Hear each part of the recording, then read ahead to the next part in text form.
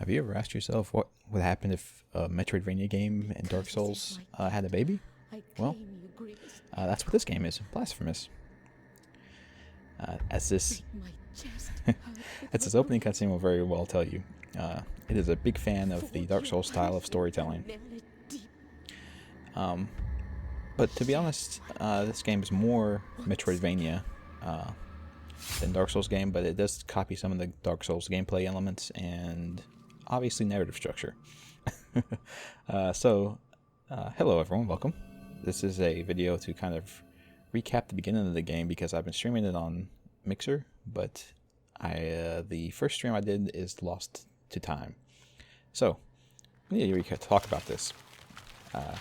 Here's our protagonist pulling a giant thorn sword out of a woman who, I guess, killed herself out of guilt. I don't know. Of the soul of all kind were visibly and tangibly manifested everywhere and in all of us. If the story doesn't, the words that this guy is saying doesn't make a ton of sense to you, don't worry, it does not to me as well. Something bad happened apparently. Divine judgment was laid down upon humanity, and bad things happened to everyone. So now everyone is trying desperately to atone for those sins, and we'll see how they try and do that here in a second. But anyway, this game is made by the Game Kitchen, which made The Last Door, which is a game series I played on my channel as well, which was more of a 2D 8-bit style adventure, not even 8-bit, like Atari style artwork adventure game. This one, however, they've really upped the game a lot. They had this game on Kickstarter. I kickstarted it, or helped kickstart it.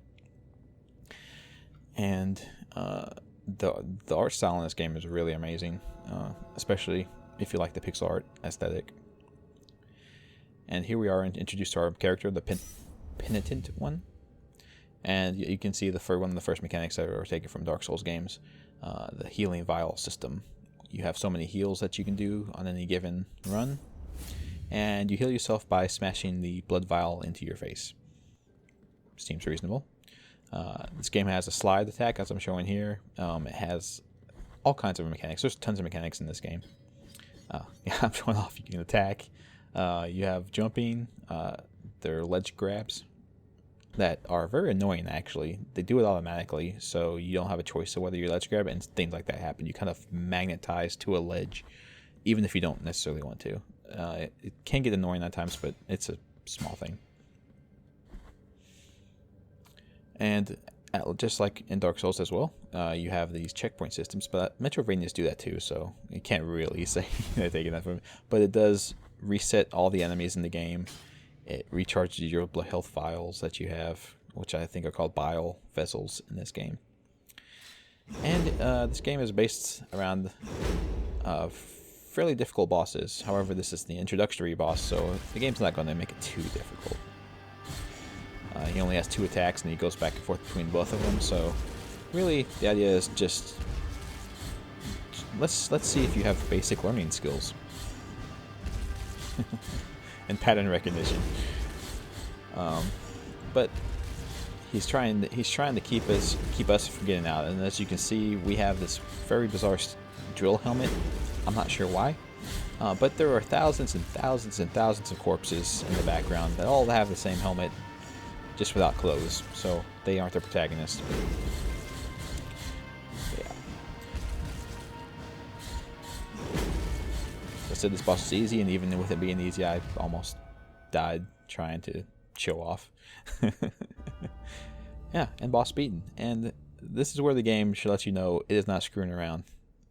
This is a very disturbing, bloody game.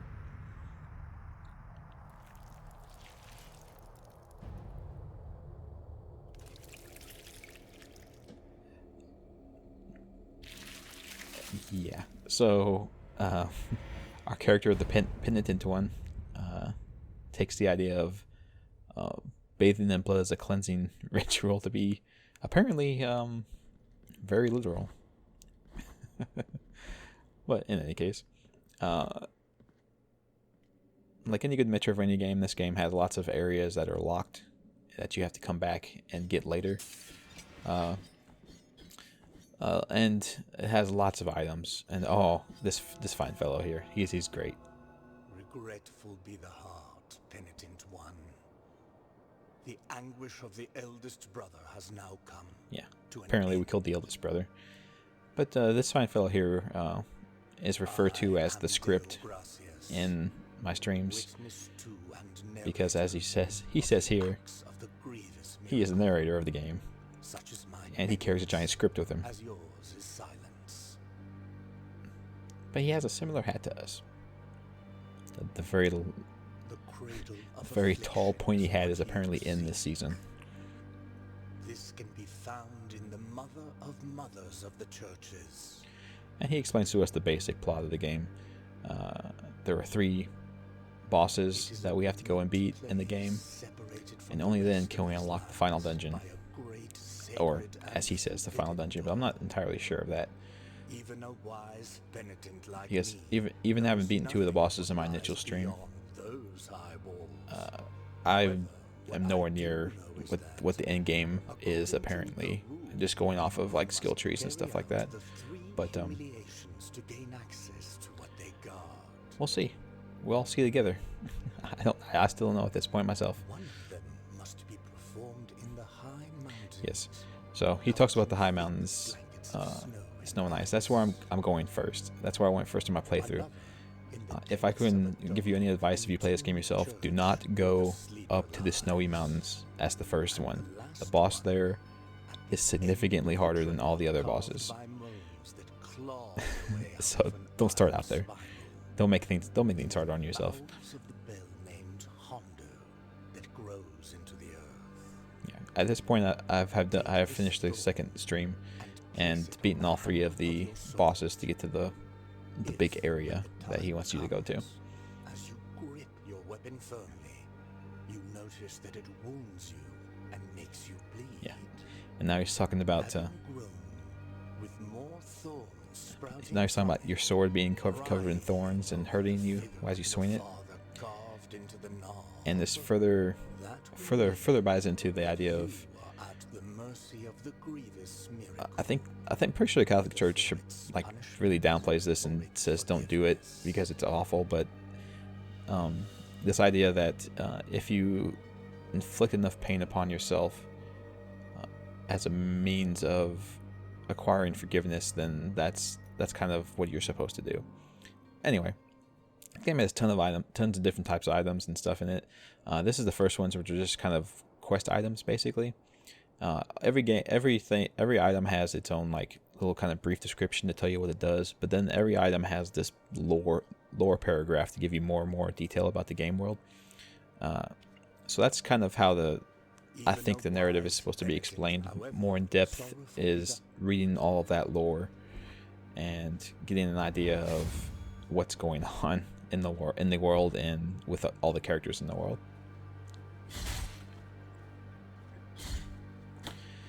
These guys are fun. Their main attack seems to be walking into you.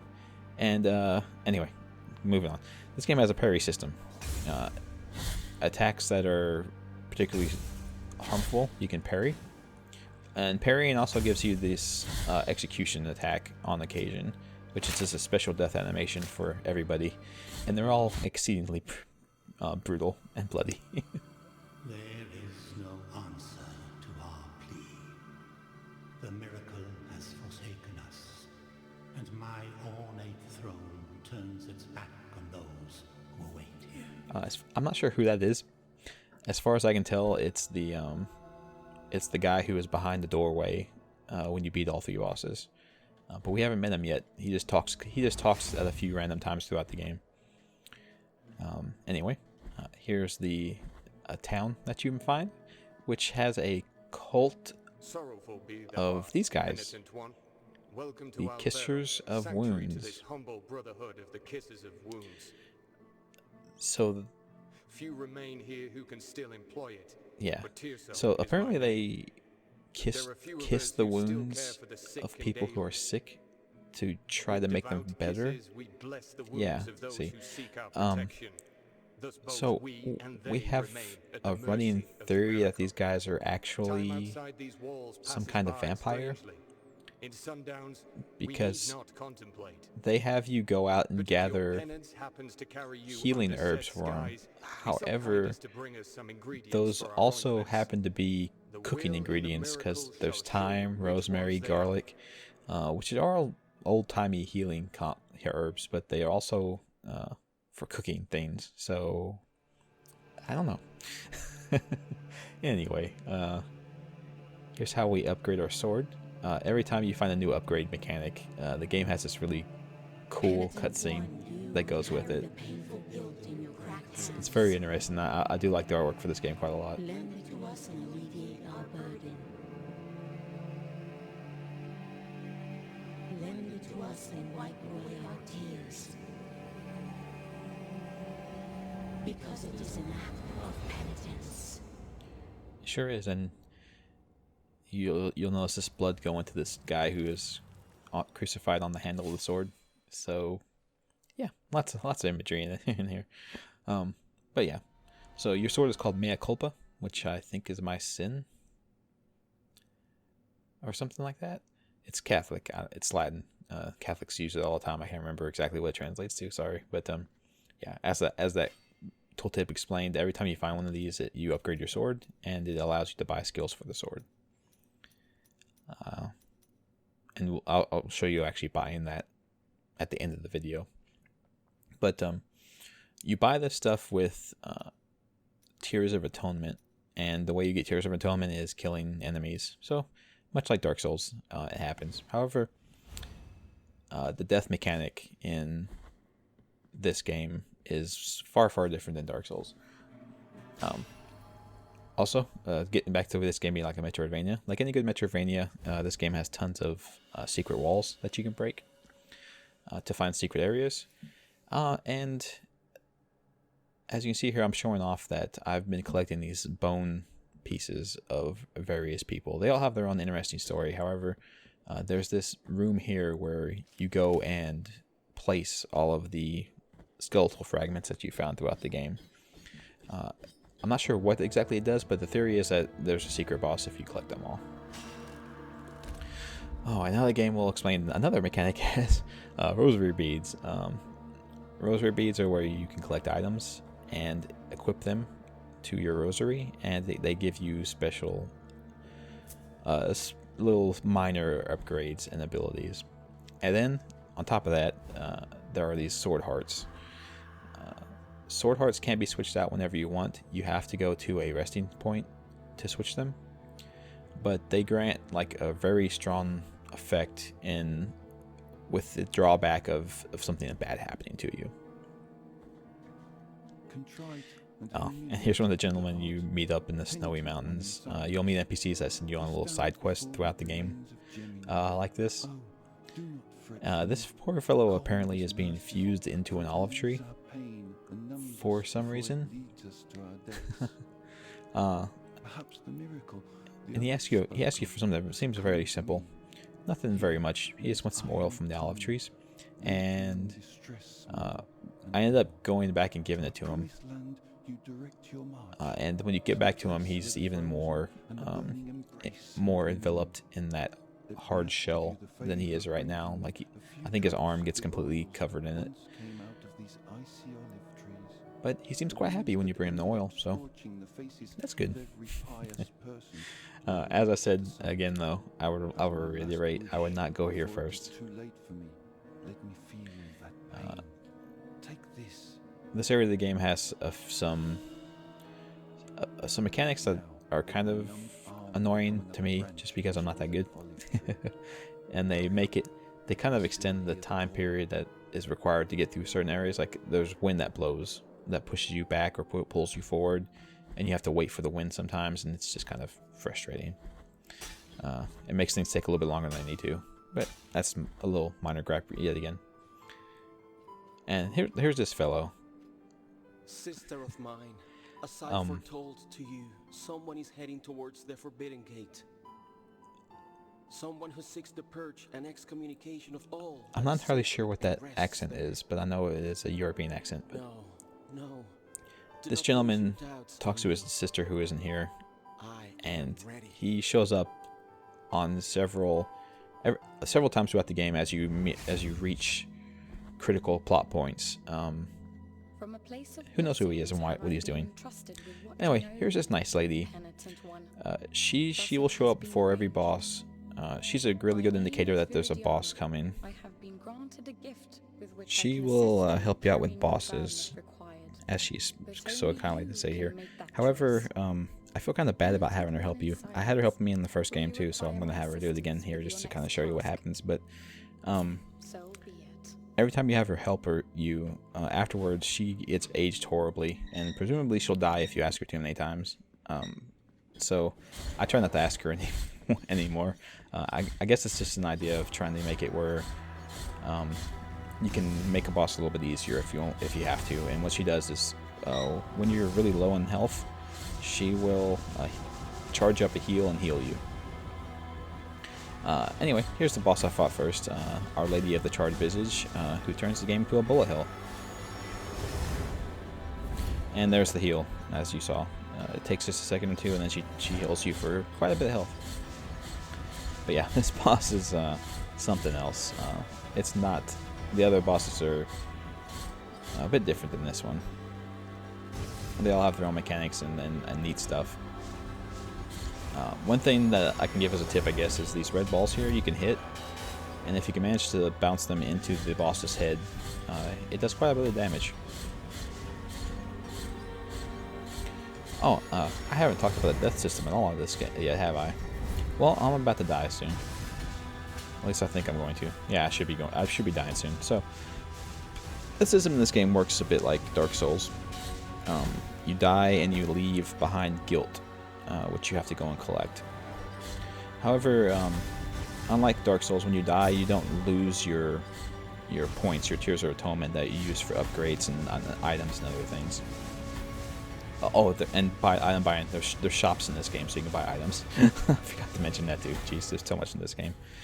Anyway, the guilt system actually just makes it where instead of losing what you've collected thus far and things like that, it makes it where you don't get as much Tears of Atonement or upgrade points from enemies, and you also get a smaller bar for using your special skills. And I haven't touched on that either. There are special skills in the game where you can do certain special attacks. Like the one I really like is one that increases your attack speed by a ton. There's one that makes it where your attacks heal you, and there's one that sends a shockwave out to damage enemies that you get first. Oh man. Anyway, so boss beaten. This was Our Lady of the Charred Visage, and her whole entire stage is like a nunnery or some kind of old style Catholic church. But anyway, every time you beat a boss, you get a nice little cutscene, which I won't show you and spoil for you. They're interesting to see, and the script shows up once again to let you know, like, hey, you did a good job, you beat a boss, nice, very good for you. And to also make sure that you know, hey, there's 3 of these guys. Don't forget what the goal of the game is. And like any good Souls game, you unlock shortcuts and get more sword upgrades. Yeah, so the sword upgrade system is pretty interesting. The ones I like a lot is the dash attack and the diving attack, which is a down thrust like in Zelda 2. And the dash attack is super strong. It kills a lot of enemies in one hit. So it's fairly useful. Anyway, that's all I've got. Thank you all for watching, and I'll see you next time.